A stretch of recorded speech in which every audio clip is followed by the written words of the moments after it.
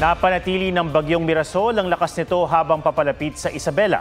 Signal number 1 sa Batanes, Cagayan, kabilang ang Babuyan Islands, Isabela, Quirino, northern at eastern portions ng Nueva Vizcaya, northern at central portions ng Aurora, Apayao, Abra, Kalinga, Mountain Province, Ifugao, Ilocos Norte, northern portion ng Ilocos Sur, Pulilio Islands at northern portion ng Camarines Norte.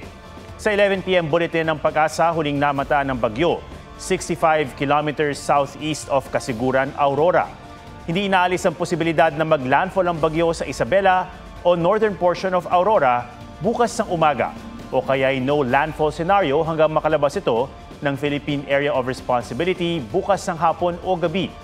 May medium chance o katamtamang tsansa na maging bagyo sa susunod na 24 oras ang low pressure area sa east ng southeastern Luzon sa labas ng PAR na unang namataan bilang cloud cluster.